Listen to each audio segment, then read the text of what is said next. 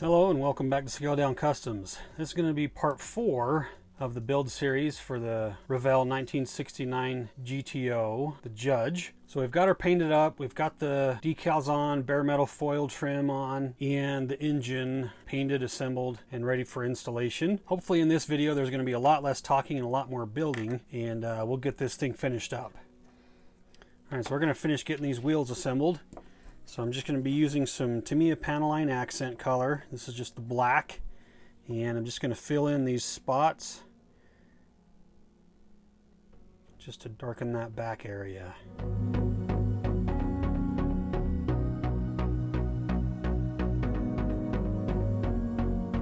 You can see the difference on those a little bit.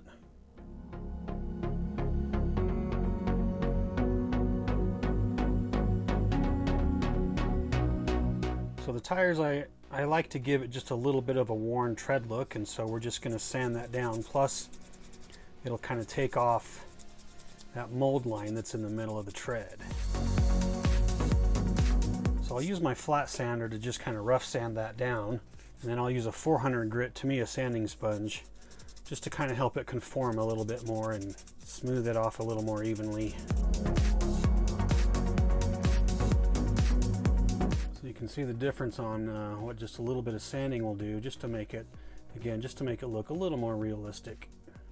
Alright, I just sanded off the contact points on these parts just to give the glue a little bit more bite. And for the glue, I'm going to be using the Clear Parts Safe Super Gold Plus. The regular CA glue, the regular super glues, they'll want to off gas, and sometimes they have to have somewhere to go, and sometimes they can craze your plastics on your tires. So we're going to use the Super Gold Plus.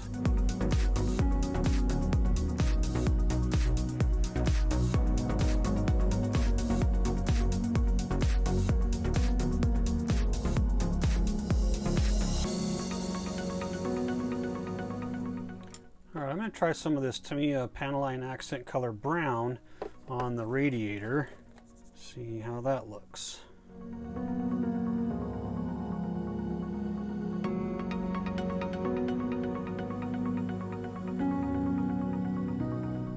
Alright, let that dry up and then we'll take some of it back off.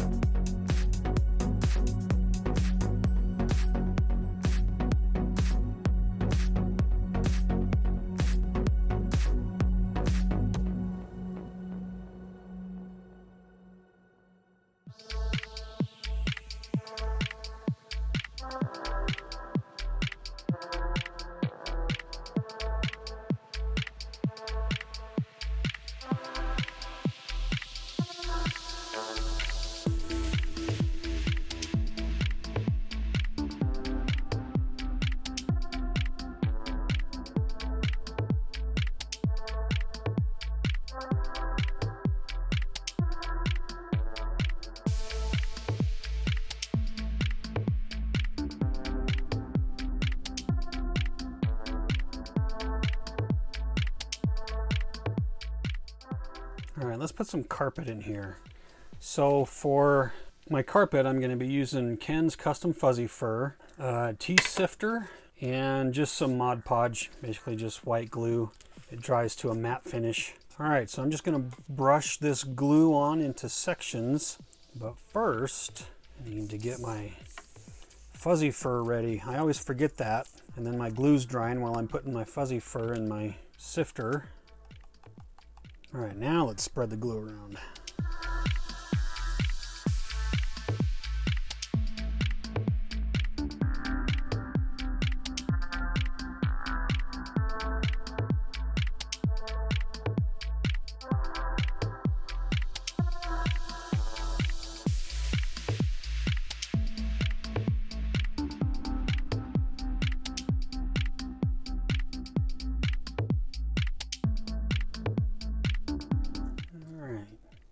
And we have carpet.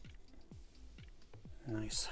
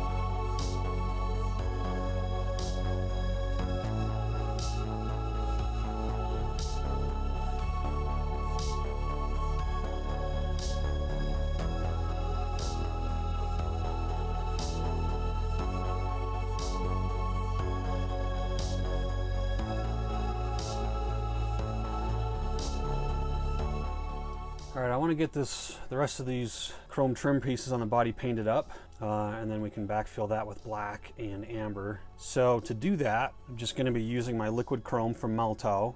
And then for the glass, I noticed that I haven't seen too many GTOs with these wing windows, so I'm going to leave those out. And then these side marker indicator lights, I haven't seen any of those either on GTOs. Generally, it's a little button light right there, so we will be leaving those off as well. So let's see if we can carefully paint these up with our chrome trim.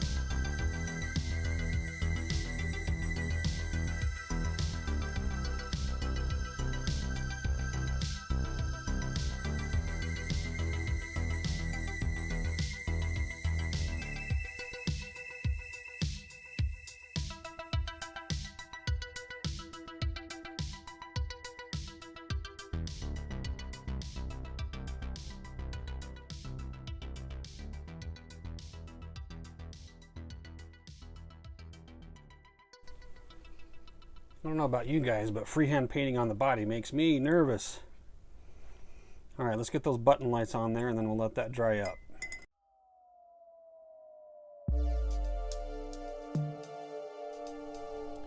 All right, let's paint the tail lights while we're waiting for that chrome to dry up. And just gonna be using the Tamiya Clear Red for that.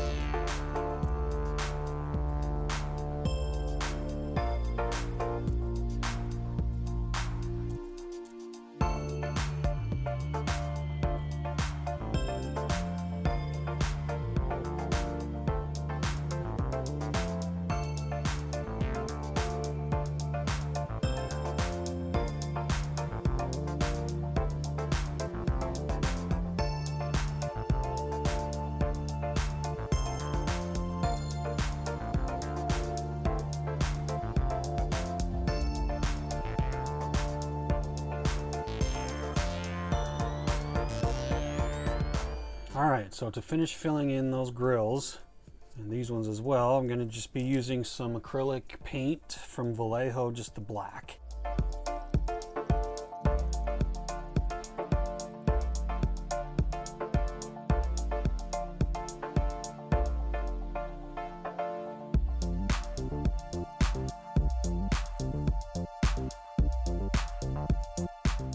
One of the reasons I like to use the acrylic paint is because if I get any on the body or anything like that, I can most likely wipe it off without damaging any of the undercoat. So I'm just going to use some airbrush thinner from Vallejo and just rub that extra paint back off.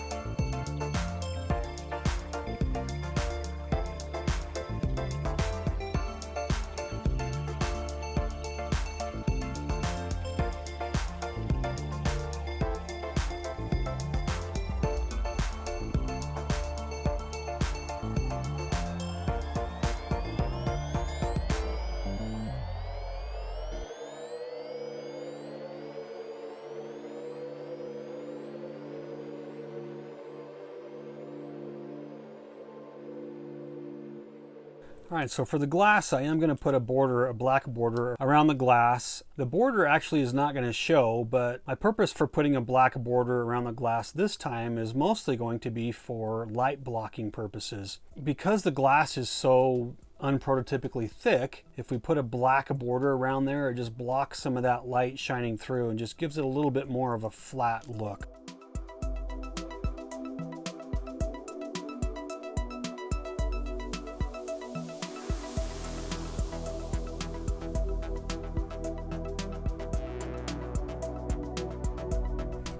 All right, we're ready to get this glass installed, and so to do that, I'm going to be using my Clear Part Safe super glue for that.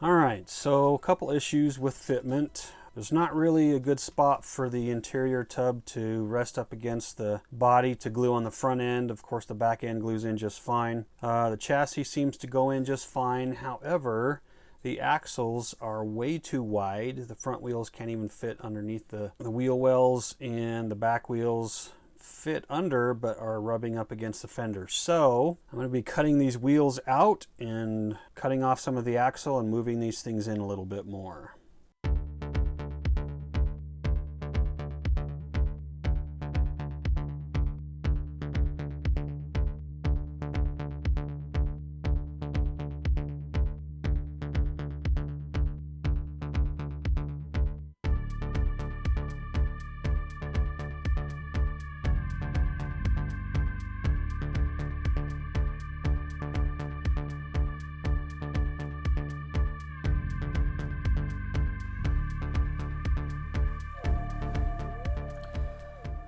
All right, so that looks a little better. The front end is still a little high. The back end is still a little low. I took them off and glued them a little bit lower to try to correct that stance a little bit. So without doing much more major modifications to the frame and the axles, that's about as good as we're going to get for the stance on this one. So.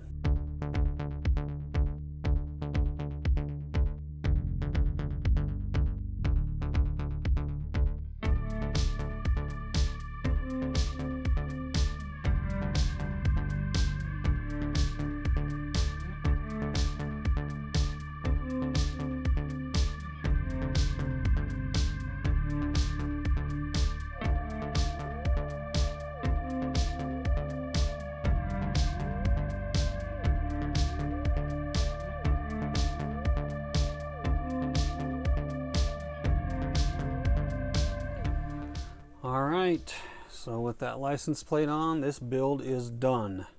Quite a bit of fitment issues with the chassis, the body. Obviously the wheels were not where I'd want them to be. So for my wheels, I'm pretty sure I glued the backing plates on backwards, which made them stick out too far. You know, I have to screw something up on every build I do, so I guess if that was it, then that's not too bad. So anyway, but if you glue the backing plates on correctly, I'm sure the wheels will fit better for you. The rear bumper, not as flush as I'd like it to be either, but it's a great car, so I wanted to build this up. Anyway, but overall I'm pretty happy with it. So I'm gonna get this thing cleaned up and ready for the photo op. So less talking, more building on this one for sure. So hopefully that was a little bit better. But anyway, thanks again for watching, guys. We'll see you on the next one.